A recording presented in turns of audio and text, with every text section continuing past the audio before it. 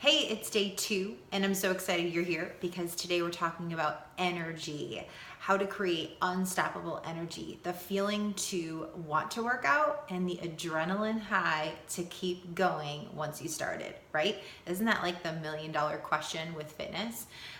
So that's what we're going to talk about today, and I'm going to come at it from maybe a totally different angle than you would expect, but believe me, I'm all about energy, and I have to have energy for my workouts. I have to have energy to teach classes, and I have to have energy to push me through the workout and give it my all, because that's when I feel my best. So I have 2 tips that I'm going to share with you today, and the first one is going to be in the preparation before your workout. So specifically, we're talking about music and gear. So let's talk about music for a minute, and let's just be totally honest. Like, music is what drives a workout.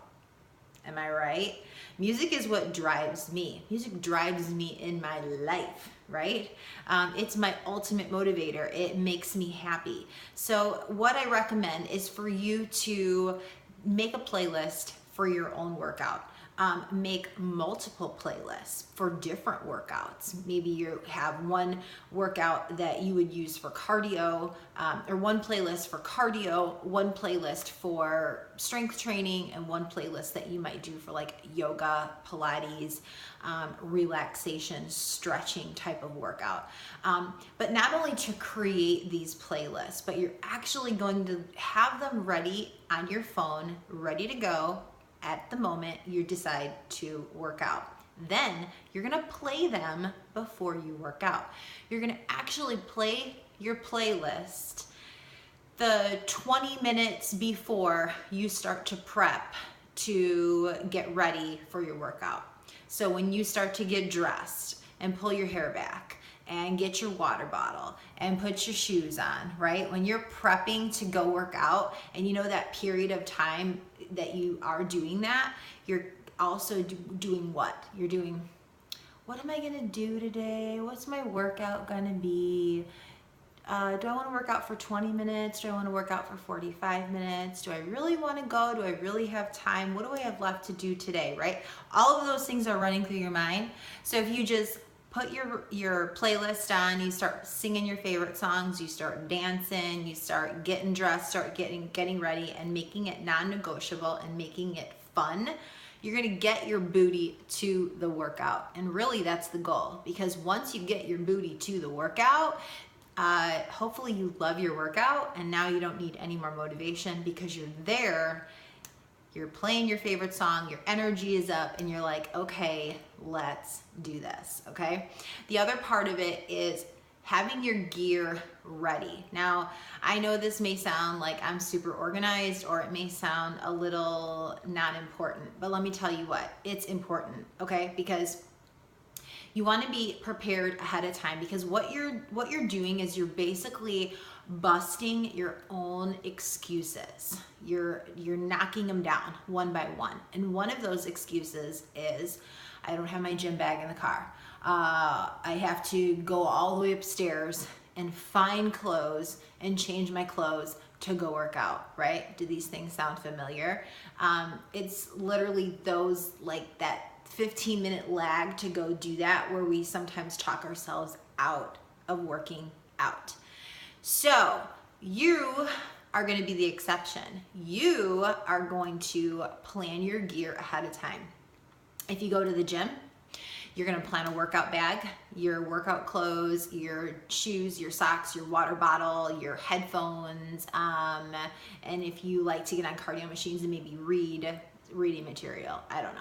What else do you need? Okay, if you work out at home, you're gonna plan your outfits ahead of time. Sound crazy? I don't know, it might, but guess what? Like, I have 2 girls, and Brooklyn's in preschool, and I have her clothes laid out for the week. It saves me time. This is the same thing, you guys. So plan your workouts, plan your attire, and have it ready. If you know you work out, in a specific room from home, so have your clothes there ready, waiting for you, with your playlist, with your pre-workout drink. and you are just gonna be like, dude, let's go, I've got this, okay? All right, my second tip is nutrition. So food is fuel. And this is as simple as I can put it because I am not the food police, but here's what I do know. I do know that food will slow you down or speed you up. Boom, right?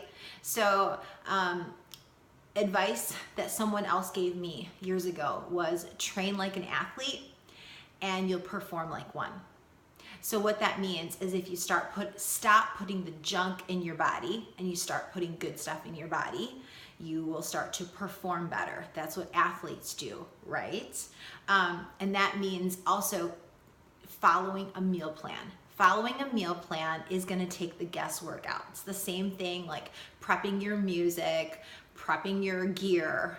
Having a meal plan to follow takes out the guesswork and it busts a lot of our excuses of why we're not seeing the results that we want to see, or just taking out the guesswork of what should I have for dinner or what should I have for breakfast, or I can go have another latte. Again, I'm not the food police, but I'm totally here to relate with you and share with you that how you get the best results is if you follow systems that are foolproof and that are going to help you get there. So for me personally, I love to take a pre-workout drink. Beachbody has one called Energize, but obviously there are a ton of pre-workout drinks on the market. Just do your research, watch the sugar, watch the carbs. And I also fast at least 60 minutes prior to my workout. So if you work out first thing in the morning, I do that on a fast with a pre-workout or a cup of coffee or sometimes both and water. If you work out in the middle of the day or at night, I would fast 60 minutes prior to that. Again, water and coffee or pre-workout is fine before that. That way, you're not just burning up what you just ate. You're not just burning up the carbs. So if you have never done that, just try it. You may like it, you may not like it, right? And then the other big thing that I would love to share with you is to really watch and be mindful of high inflammation foods. Now, workout is my jam and motivating people is my jam. Food is not really my jam, to be totally honest with you, but I've struggled with IBS, irritable bowel syndrome, my whole life. Over 25 years, I've been struggling with it. And like I shared in the last video, I had some rough pregnancies, gaining over 50 pounds with each one. And that brought on a lot of health issues that I had to deal with through my nutrition to just feel better, to just feel like my old self again, to actually want to go and start working out again. And that sounds crazy even coming out of my mouth right now. So what I'm sharing with you is maybe not the first time you've heard this, or maybe it is the first time you've heard it. And either way, knowledge is power, right? So I'm not saying you have to do this. I'm literally sharing knowledge with you that has helped me and it is helping, millions of people. But do your research and follow your gut, right? Follow what feels good for you. So the reason you want to stay away from high inflammation foods is because they cause cravings. Wah, wah, wah.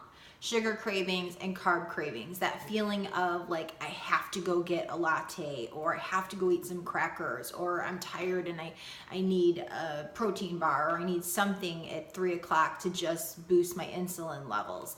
That is coming from high inflammation foods, okay? So they cause cravings, they cause inflammation, which is pain in the body, they cause bloating in your digestive system, and they can make you weight loss resistant. If you're that person that it takes 3 times longer to lose the weight than your best friend who just started and already lost 5 pounds, and you're like, what the heck? That's me, and that has been due to high inflammation that has built in my body and my gut over years of over consuming carbs. Wah, wah, wah. So I'm going to give you a list of those high inflammation foods, and you don't have to, go crazy, but be mindful and experiment for you. That's what this is all about. But I am telling you that energy comes from your mindset. It comes from music. It comes from motivating yourself, but it also comes a lot from how you feel, and how you feel has a lot to do with what you're putting in your body. Okay, so the top 5 foods to be mindful of and to try to eliminate from your diet. Number 1 is sugar, and I say that with a broken heart, because I'm the girl who will give up everything for the chocolate cake, right? But now that I know what the chocolate cake is doing to my body, I'm gonna rephrase that. I'm gonna stop saying that. Number 2 is carbs. Number 3 is dairy. Number 4 is processed foods, processed anything. And number 5 is gluten, okay? So I don't have a gluten allergy. I'm not gluten sensitive, but gluten still causes inflammation in my body. Something to think about, okay?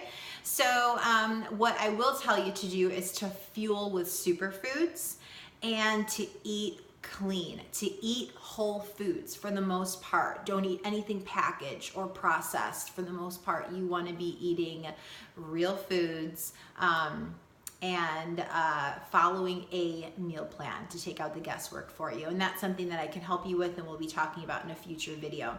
So here's my freebie today. I'm excited to share with you my music playlist for my workout. So you're going to be able to get a sneak peek of that below. And then also I'm going to share with you those foods that you can learn more about that may be causing you some high inflammation. I'm going to drop my homework assignment for you below. I hope you got value in today's video. Let me know that you're here. Let me know you're engaged. Let me know what you are learning by participating in the homework assignment. And if you have any questions, drop them below. I can't wait to talk to you guys tomorrow. Cheers.